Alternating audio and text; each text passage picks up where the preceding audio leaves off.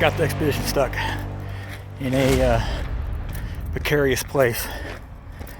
So I'm walking back up the trail. Been walking for almost, I think, 35 minutes. I know there's another guy out here in a Toyota.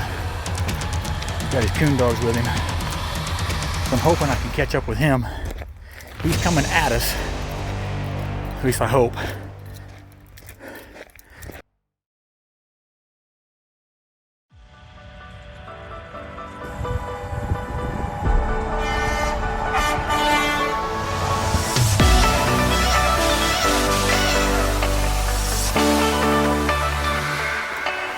Whew.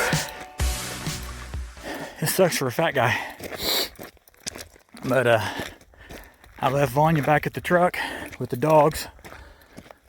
They've got plenty of food and water. And then like that, like a dumbass, I forgot to grab me some water. But if I don't catch up with him in the next 30 minutes, I'm gonna turn around and go back. And then we'll figure out what to do from there. I mean, if we have to stay the night on the trail, fine, but I just soon not. This may never see the light of day, I don't know. But anyway, how's your day going?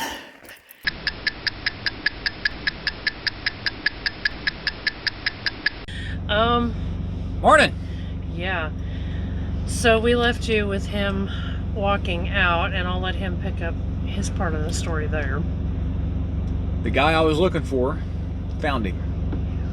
Unfortunately, he wasn't able to get to where I was at. I never actually met the guy. Yeah, he drove me back as close as he would get, so I didn't have to hike all the way back, which ended up being somewhere in the neighborhood of probably 2 miles. He left. I asked him, tell somebody that we're out here. We're probably going to try to start walking out, both of us and the dogs. It was early enough in the day. It was still early enough in the day that we figured we could at least make it back to where we camped at that night, the night before. Well, and the guy did tell us about a cabin in there. Yeah, and there was a cabin nearby that we didn't know about. I had all the stuff to make a fire with, so we had plenty of water with us still, so I wasn't worried about that. So we take off and start walking the trail. To say my knees and my feet and my back are killing me is an understatement. Oh man. But I think we're not as bad off. Our dogs are freaking amazing. Yes, they are. Of course, Scooter, we can pick him up and carry him when need be. But Cutter, he didn't want to be carried. He didn't want to walk. He didn't. There's certain spots he didn't want to walk, but then we pick him up. He didn't want to be carried. Yeah, it was kind of a struggle. So Cutter, he was just a trooper. Just kept right on going. But there was several spots he'd just find a shade spot and just stop moving. And we got hot. Uphill, downhill, uphill, through the water. Because we were stopping every 30 minutes, basically, at least. I thought it felt more like every 5. Yeah. But and letting the dogs get pretty much all the water they wanted. We get to what turns out to be the last water crossing. And we're filling water bottles. We're filling the water bottles up. And from where we was at the water crossing, back out to the main road was 5 more miles. And then we had 12 miles back into Young, the name of the town. Yeah, the next town, yeah. Well, we're sitting there filling water bottles up, and here comes a side-by-side down the hill, down the trail. Yep. Sheriff's Department. Yep. Deputy Bob and Deputy Jim. Yep.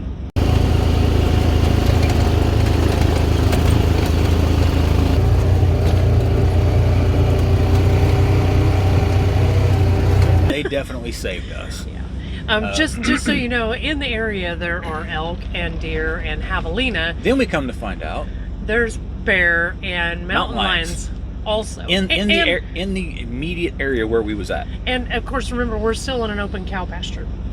Yeah, plus there's cows everywhere. What we found out after we got out is that in 2 months. In 2 months, they're closing that road down basically permanently. Yeah. To everybody. To everybody, because they have stuff like this. Yeah, they have multiple rescues out there. Sometimes a couple times a week. Yeah. So deputies find us. We're looking for you. The guy that dropped me off, and I asked to tell somebody. As soon as he got back out and got good cell phone coverage, he called his wife. His wife called the sheriff's department, and they started. They told him that we was out there.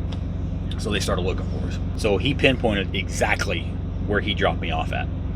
So they knew exactly where they was going. They knew that they was most likely going to find us. Yeah. But, you know, rule number one, always tell somebody where you're going to be.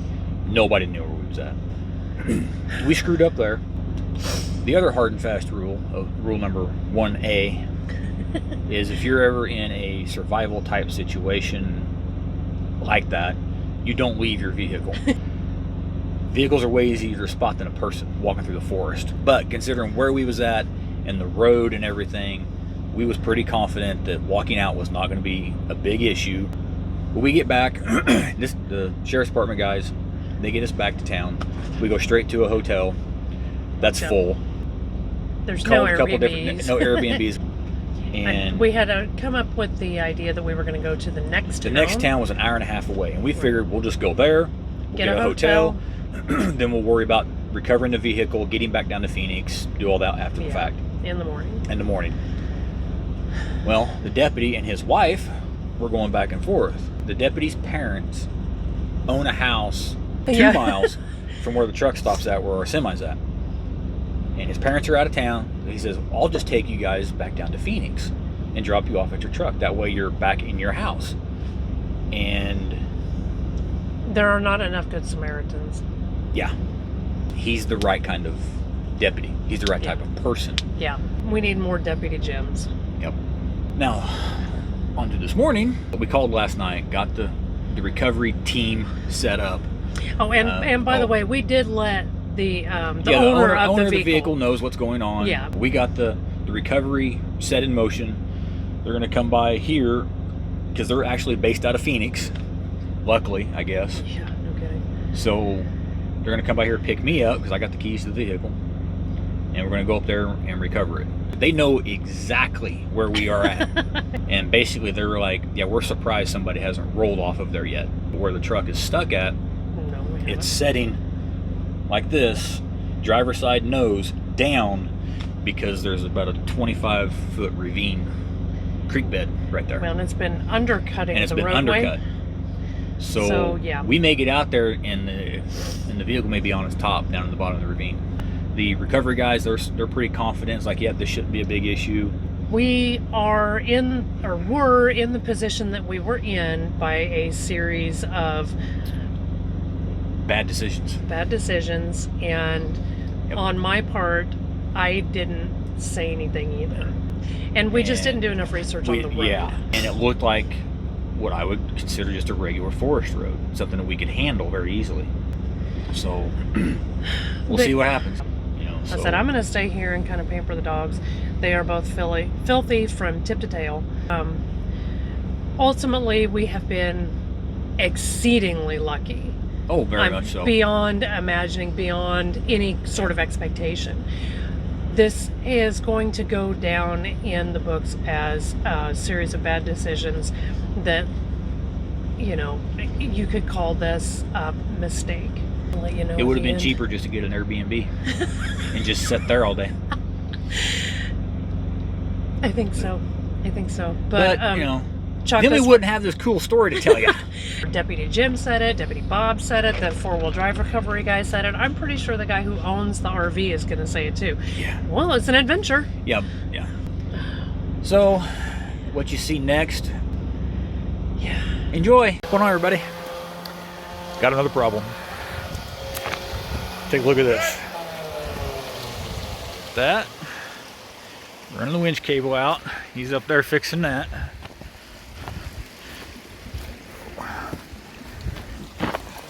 But we got the winch out because that broken drive shaft. We're about a mile and a half, 2 miles from my vehicle. So we're gonna try to get this out, limp it up to mine and try to get out with that one and see what happens from there. So wish us luck.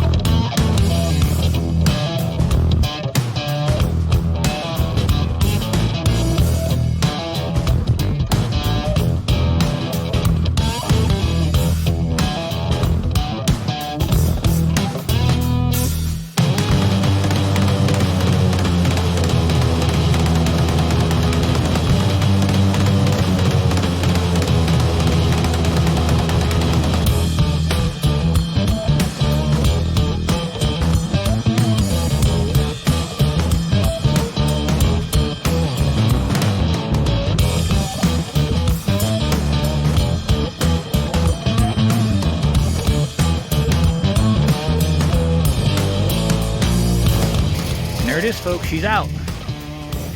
Can't believe it. It's that simple.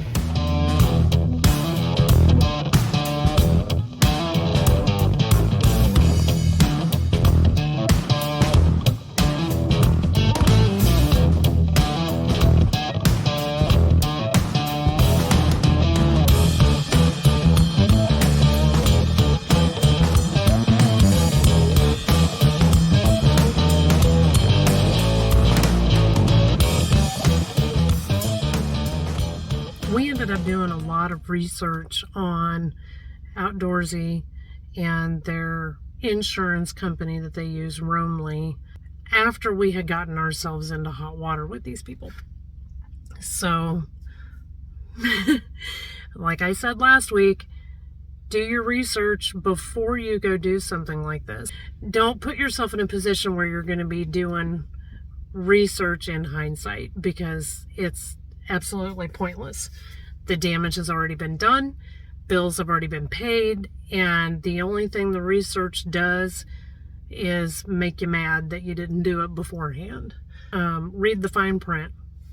What got us in trouble with this is that even though we were on a legally classified road, as defined by Arizona law, it then defaulted in the terms and conditions to being operated in rough terrain. And it doesn't matter what kind of definition you have, it was rough terrain. If you don't learn anything else this week, learn to do your research before you go instead of after. Yeah. So we had a good time right up until we didn't. We would like to give a special shout out to the Arizona 4x4 off-road recovery guys. We would definitely use them again. I hope we don't ever have to. There you go. I hope you enjoyed this week's tale. All's well that ends well. We are all whole of life and limb, so we have that to be thankful for. You know what we usually say at this point in the video? Like, share, subscribe, tell all your friends. That's usually his line.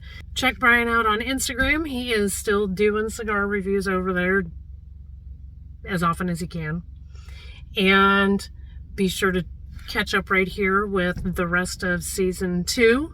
And check us out over on Facebook, where we're always posting. So in the meantime, thanks for watching. See you, bye.